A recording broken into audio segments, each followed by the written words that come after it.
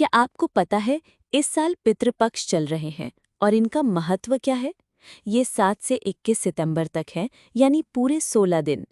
इन दिनों को कनागत भी कहते हैं। क्या आप जानते हैं कि इन दिनों में हम अपने पूर्वजों की आत्मा की शांति और उनके आशीर्वाद के लिए श्राद्ध और तर्पण करते हैं?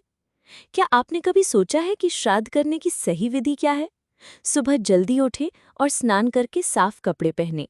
फिर दक्षिण दिशा की ओर मुख करके बैठें। हमारे शास्त्रों में दक्षिण दिशा को पितरों की दिशा माना गया है। इस दिशा में एक लकड़ी की चौकी पर अपने पितरों की तस्वीर रखें। क्या आपको पता है कि इस क्रिया में कुछ खास चीजें इस्तेमाल होती हैं? एक तांबे के लोटे में पानी, काले तिल और कुश, इन तीनों को मिलाकर ओम पितृ देवाय नमः मंत्र का जाप करते हुए धीरे धीरे पानी के धार गिराते हैं। इसे ही तर्पण कहते हैं। क्या आप जानते हैं कि ये तर्पण क्यों किया जाता है? ऐसा माना जाता है कि इस क्रिया से पितरों को जल की प्राप्ति होती है और उनकी प्यास शांत होती है। क्या आपको पता है शास्त्रों में श्राद्ध का समय भी बताया गया है?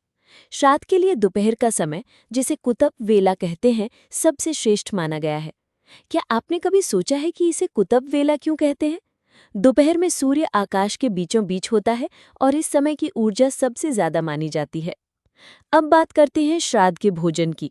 क्या आप जानते हैं कि श्राद्ध का भोजन कैसा होना चाहिए? ये पूरी तरह से सात्विक होना चाहिए, जिसमें प्याज, लहसुन और मांसाहारी भोजन बिल्कुल भी नहीं होता।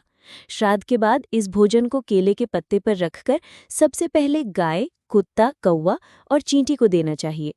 क्या आप जानते हैं कि ऐसा क्यों किया जाता है?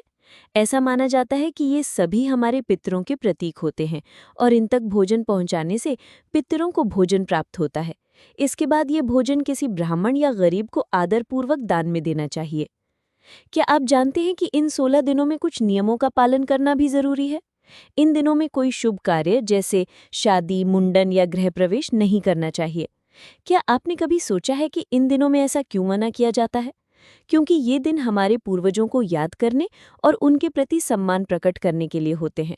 इस दौरान हमें अपने पितरों को याद करके उनके किए गए कार्यों और त्याग को सम्मान देना चाहिए। क्या आप जानते हैं कि इस श्राद्ध से क्या मिलता है? ऐसा माना जाता है कि इस विधि से किए गए श्राद्ध से हमारे पितरों को मुक्ति मिलती है और वे संतुष्ट होकर हमें सुख समृद्धि का आशीर्वाद देते हैं।